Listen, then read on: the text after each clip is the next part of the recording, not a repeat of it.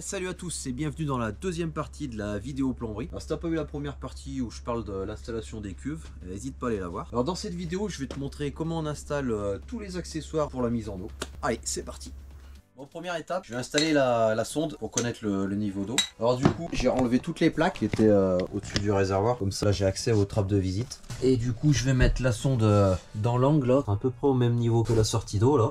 Donc je vais mettre la sonde à peu près par là. Après, il n'y aura plus qu'à percer, je percerai la cloison ici. Après, comme ça, je ressortirai juste derrière, là, et comme ça, je me brancherai avec mes fils ici. Voilà, la jauge est en place. Donc là, j'ai percé le trou pour faire sortir le câble.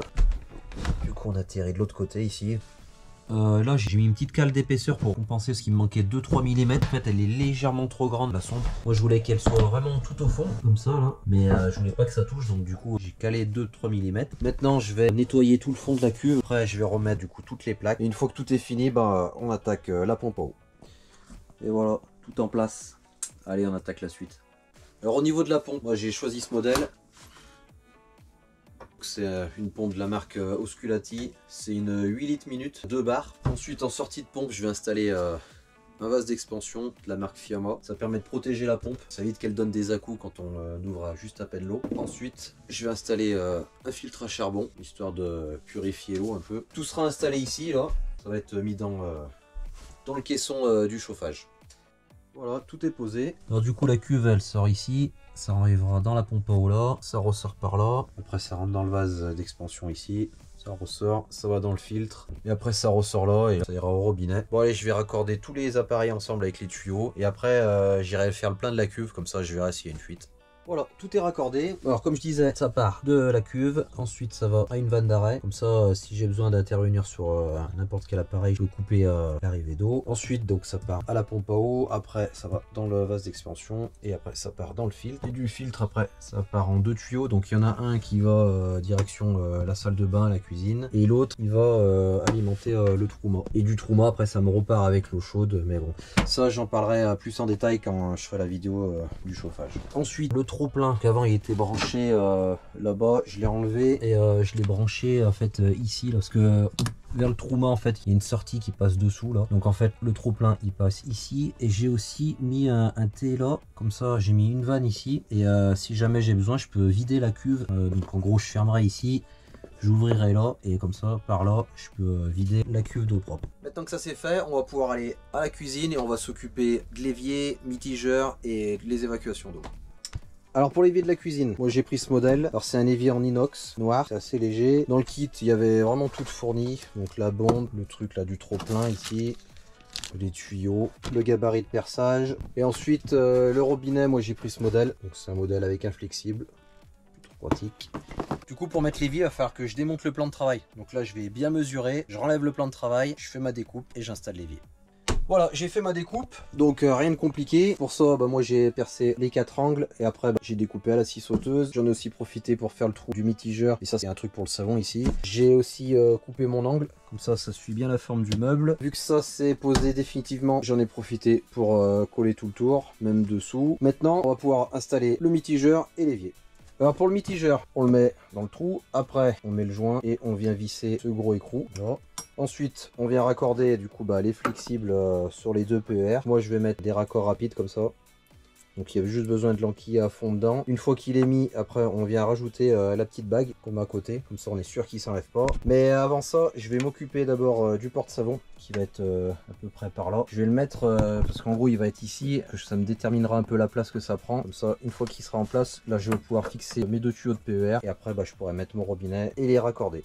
Le porte-savon est en place. Pour le remplissage, juste lever puis on met le liquide là. Voilà. J'ai coupé du coup mes 2 tuyaux de PER. J'ai mis les raccords. J'ai aussi mis les colliers qui vont venir à peu près comme ça.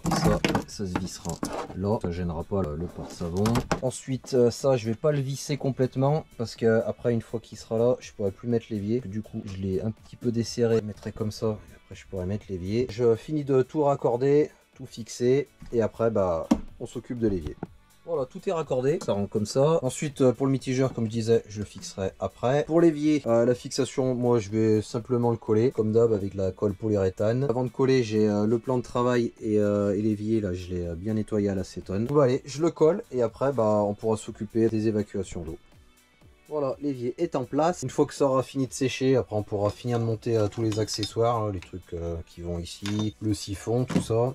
Donc en attendant que la colle sèche, moi je vais mesurer où je dois faire le trou dans le plancher pour l'évacuation dans le réservoir d'eau grise.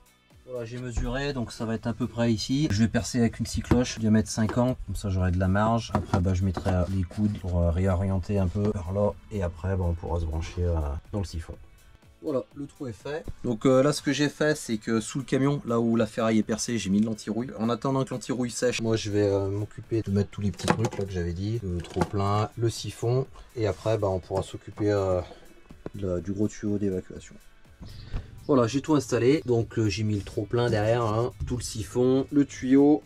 Ensuite ça passe comme ça. Et là du coup j'ai mis un coude, là j'ai déporté. Parce que vu qu'il y a le placard qui est ici, ça est touché. Ensuite je vais coller tous les raccords. Donc comme dans la vidéo de la salle de bain, on prend un marqueur, on fait des croix comme ça, tous les raccords. Ensuite on enlève tout et après on colle à la colle PVC.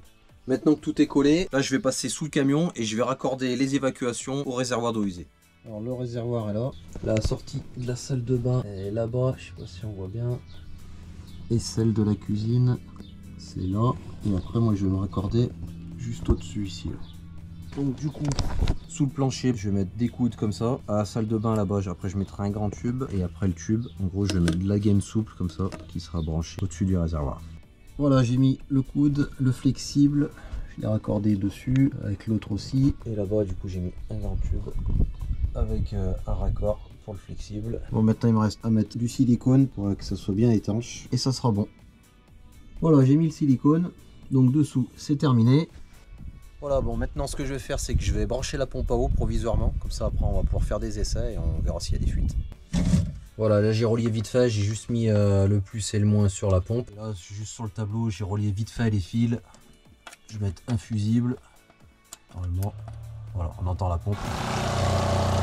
Bon, ça a l'air de bien marcher. Là, c'est en train de tout remplir. Pour l'instant, ça fuit pas.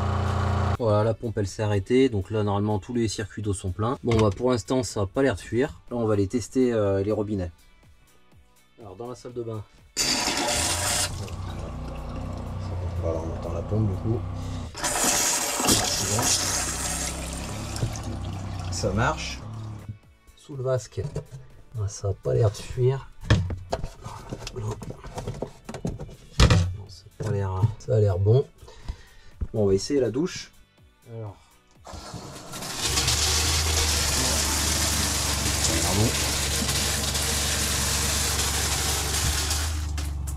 Ça a l'air d'être bon. On va essayer l'évier de la cuisine.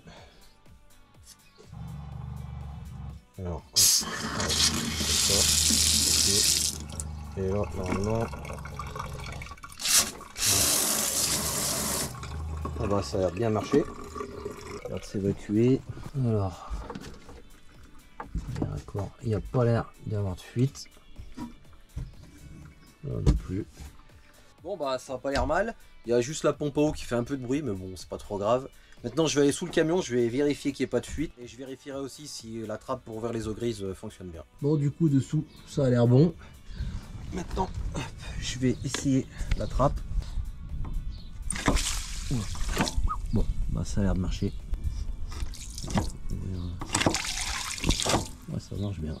Voilà, on arrive sur la fin de la vidéo. Ça s'est plutôt bien passé. Pas de fuite, ça marche bien. Ce que je vais faire, je vais quand même laisser la pompe en pression toute la nuit. Et demain matin, je vérifierai qu'il n'y ait pas de fuite. Donc si la vidéo t'a plu, n'hésite pas à liker, partager. Et comme d'hab, si tu veux voir la suite de l'aménagement, abonne-toi.